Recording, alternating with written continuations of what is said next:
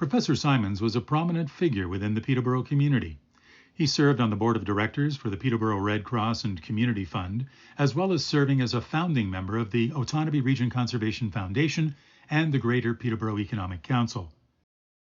He was a founding committee member of the Canadian Canoe Museum, honorary president of the Peterborough Historical Society, and a member of the Board of Governors of Sir Sanford Fleming College. From 2005 to 2010, Professor Symons was chairman of the Peterborough Lakefield Police Services Board. Additionally, he was a member of the Mayor's Committee on Peterborough's Economic Prospects. In 2004, Mayor Sylvia Sutherland presented Professor Symons with a key to the city. But he was also widely recognized as both a national and international figure. In 2002, Professor Symons was awarded the Order of Ontario. As Ontario's Commissioner of Human Rights from 1975 to 78, he spearheaded major revisions to the province's code, notably in the area of civil rights for homosexuals.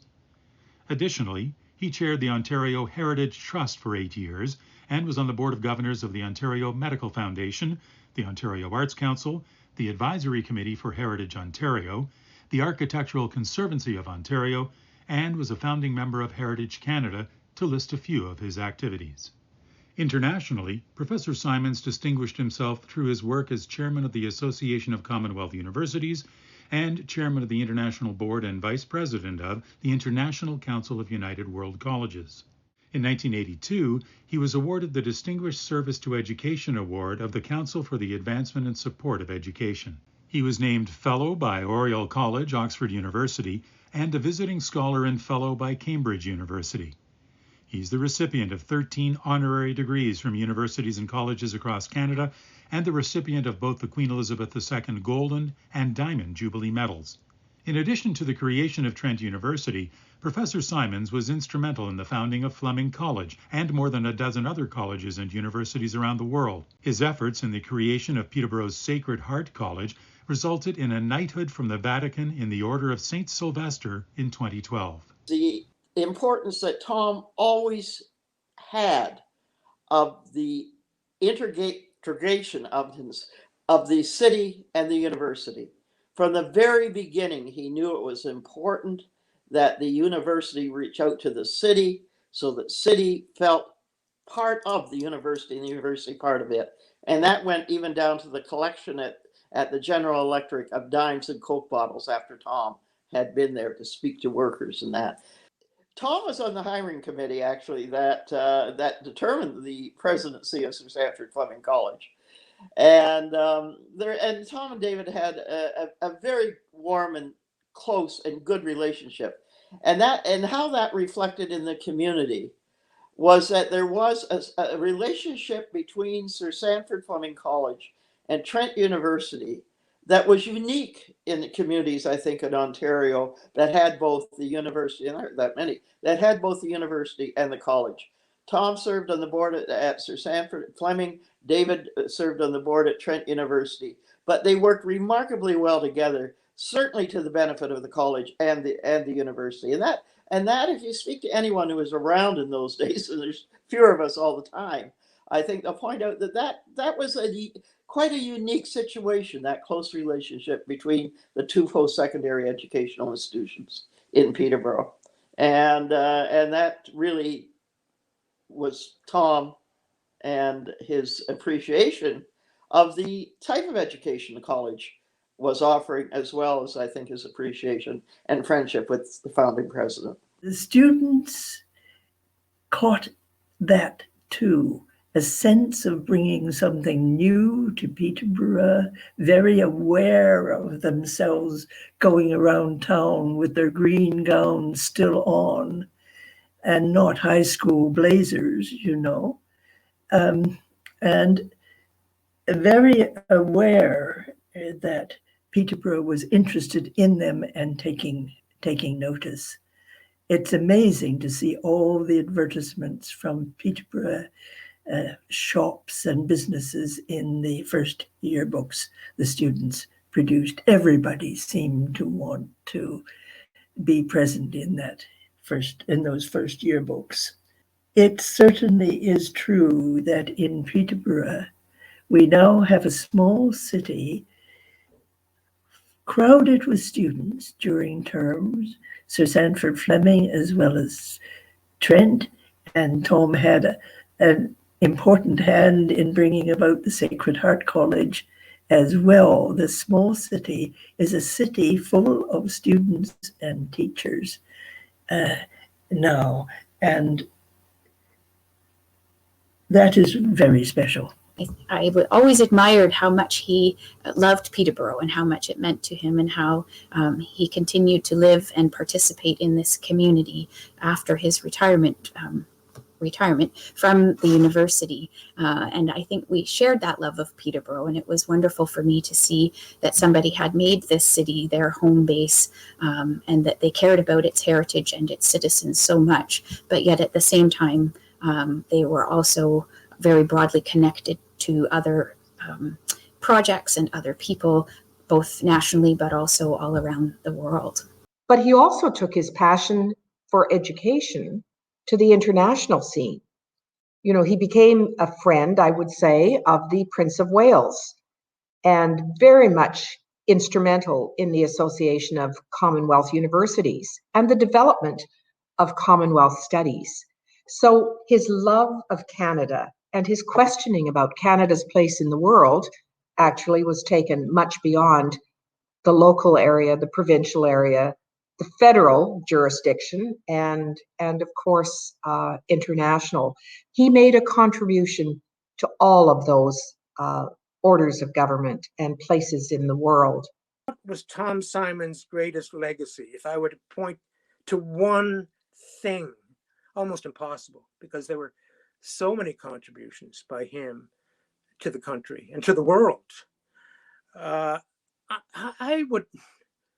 would say set aside his founding of a university and other educational institutions, the pivotal role he played in the founding of the Pearson Pacific College of the Pacific, and all those things, all the visionary and insightful and futuristic reports that he authored on Canadian studies and human rights and Indigenous peoples. And I mean, it's a big set aside, but I would set all those things aside in favor of stressing that he provided for us Canadians now and forever a model of what it meant to be and means to be a citizen, and the obligations of citizenship to others, to the total community. The foremost obligation being that to contribute to the community, to make it stronger. And Tom Symons' greatest strength, I have no doubt about this, Tom Symons' greatest strength was community building. He had a gift that bordered on magic for bringing people together, people of diverse backgrounds and often discordant personalities and views, and making teams of these people in pursuit of noble public goals. I was a young man and I had a lot to learn, and I learned an awful lot from this grand master of the Socratic method.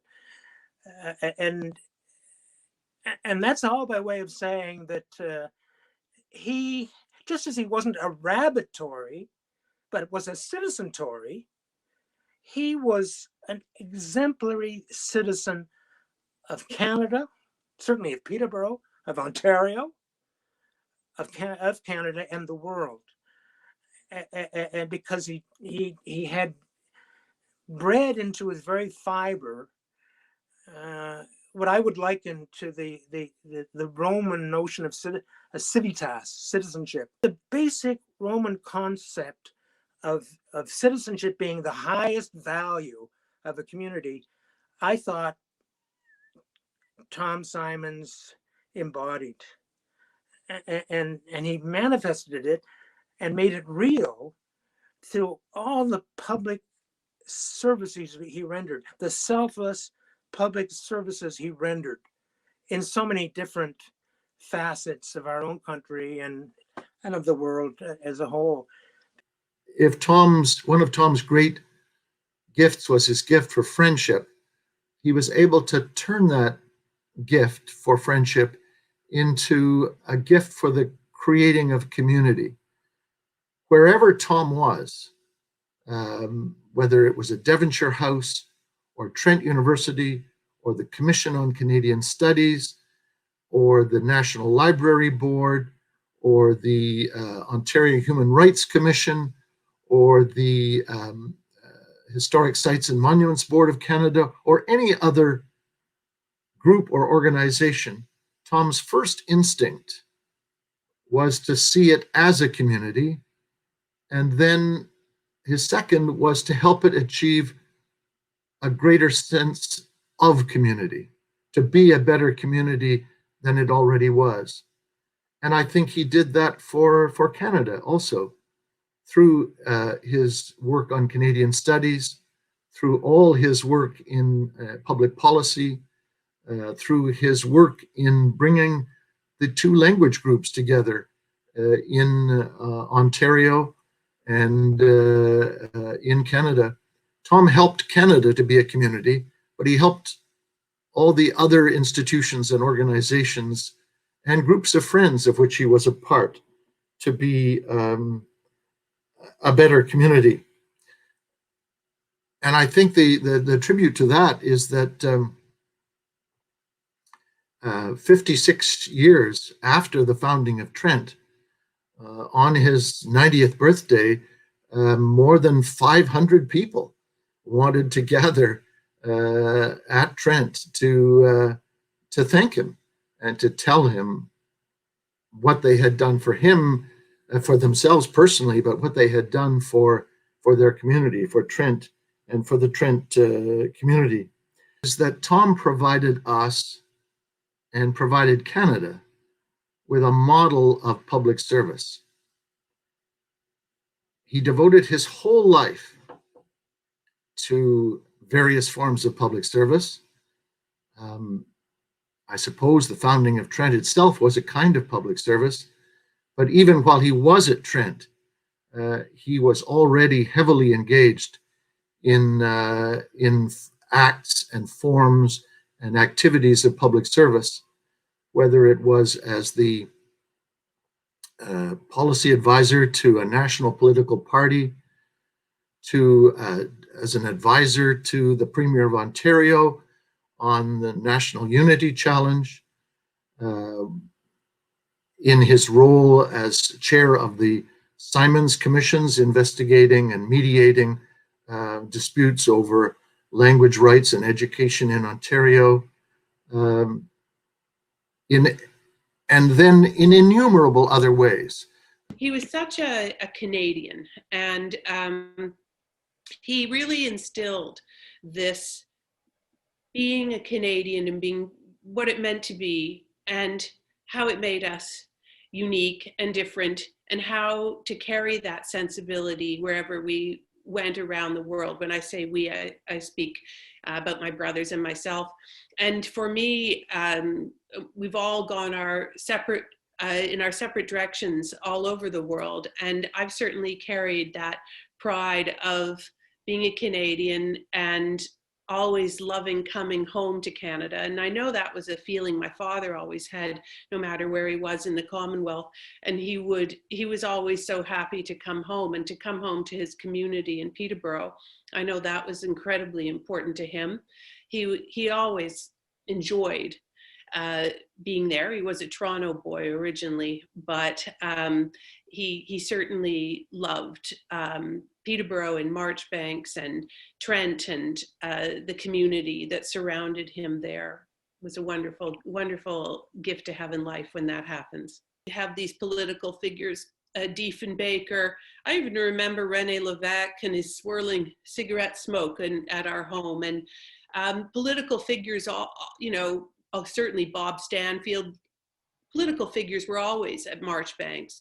And travel to London, which I think is safe to say was his favorite city in the world, came at a young age for all of my brothers and myself. And so London was a place we all felt very at home in, and often my parents would spend extended amounts of time in England, and London became a second home in a way, and still is, I think, for me anyway. But my father would include the children in wonderful things. And so I remember having bun fight in some castle with John Fraser, and Prince Charles was a guest, and John had instigated a bun fight. I think he was the Globe and Mail correspondent in London or Paris at that time. It was quite something. So we always had interesting people, and one night I would be having dinner with Prince Edrúd and Aga Khan, and the next, with great friends of my father's that did interesting things in many varying fields, and yes, great opportunities to meet and to see the great work that my father was doing, and the great work in education that so many other people were doing. Really wonderful opportunities, and